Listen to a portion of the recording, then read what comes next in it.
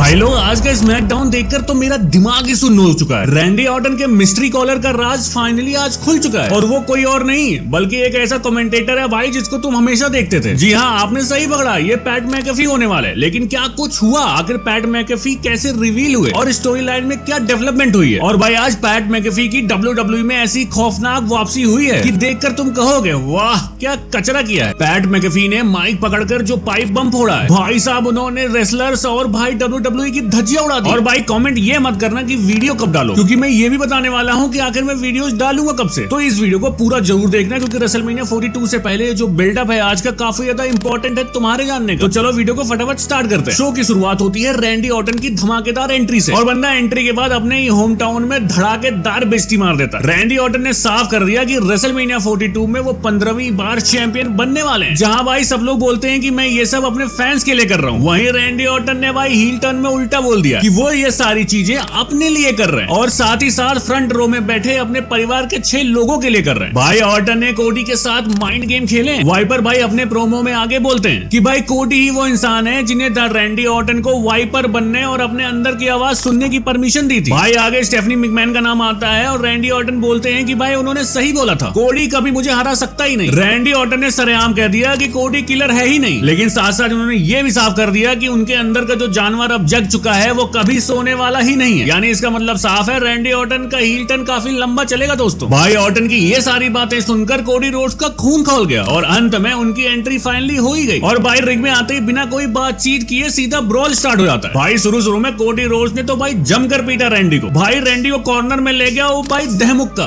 बुरी तरीके से रैंडी ऑर्टन पिट रहा था एक टाइम पर भाई। लेकिन तभी हुआ साल 2026 का रेसलमेनिया से पहले बिफोर GTA 6 ये तगड़ा शॉट। अचानक रिंग में एंट्री होती है पैट मैकेफी की। किसी को समझ में नहीं आया कि आखिर ये बंदा यहाँ कर क्या रहा। आउटफिट में रैंडी ऑर्टन का टी-शर्ट था भाई। आते ही भाई साहब सीधा पैट मैकेफी ने कोडी रोड्स को तगड़ा लो ब्लो दिया और कोडी भाई टूट कर नीचे बिखर गए। उसके बाद भाई पैट और रैंडी ने एक दूसरे को देखा। रैंडी नीचे उतरा और लेकर आया एक माइक और स्टील चेयर। ऐसा लग रहा था कि शायद पैट मैकेफी कंट्रोल कर रहा है रैंडी ऑर्टन को, लेकिन आगे जो बताऊंगा वो सुनकर और मजा आएगा। ऑर्टन ने उसी माइक से भाई कोडी की पसली पे तगड़ा वार किया। उसके बाद बारी थी पैट मैकेफी की। भाई माइक उठाकर जो बंदे ने बोला है WWE की धज्जियां उड़ा दी। पैट मैकेफी आगे बोलने वाला था तब तक चेयर शॉट पड़ता है कोडी रोड्स पर। पैट मैकेफी बताते हैं कि आखिर वो WWE से गए क्यों थे। भाई उन्हें लगता है कि WWE का रेसलिंग बिजनेस अब बहुत आगे निकल गया और मौजूदा प्रोडक्ट अब इस समय कचरा बन चुका है। यानी कि WWE को जो गालियां सोशल मीडिया पे पड़ती हैं भाई उन्होंने सरेआम दे दी। लेकिन फिर आगे बोलते हैं कि रैंडी ऑर्टन ने उन्हें कॉल किया और बताया कि बिजनेस आगे नहीं गया है, बस गलत दिशा में चला गया। तो इसका मतलब यह है कि रैंडी ऑर्टन जिस भी इंसान से बैक स्टेज बात कर रहे थे वो बंदा कोई और नहीं पैट मैकेफी है। तुम्हें क्या लगता है कमेंट करके जरूर बताना। चलो आगे सुनो। पैट भाई बोलता गया और फिर उसने याद किया एटीट्यूड एरा को जिसको भाई हम सब मिस करते और भाई फिर WWE की जमकर बेइज्जती की। भाई बंदा प्रोमो में बोलता है कि जब टीवी पर रैंडी ऑर्टन मौजूद हैं तो मैं 5 फुटिये रेसलर का मैच क्यों देखूंगा। और आगे वो जो बंदा बोलता है भाई वो वाकई में सच है। उसने बोला कि आखिर जब WWE नेटफ्लिक्स पर आ रहा है तो गालियां बीप क्यों की जा रही हैं। आगे पैट मैकेफी ने कोडी रोड्स को कठपुतली वाला चैंपियन बताया और आगे ये भी सच्चाई बोल दी कि स्मैकडाउन की रेटिंग सबसे घटिया चल रही है। और भाई फिर आया बड़ा खुलासा। उन्होंने कबूल कर लिया कि वही वो बंदे हैं जिन्हें रैंडी ऑर्टन बैक स्टेज से कॉल कर रहे थे। पैट ने बोला कि कोडी रोड्स WWE को नेक्स्ट लेवल पर नहीं ले जा सकते, अब रैंडी ऑर्टन ही है जो WWE को बचा सकते हैं। ये सब बोलने के बाद पैट मैकेफी और रैंडी ऑर्टन दोनों गोरिल्ला पोजीशन की तरफ चले गए और खास बात ये है कि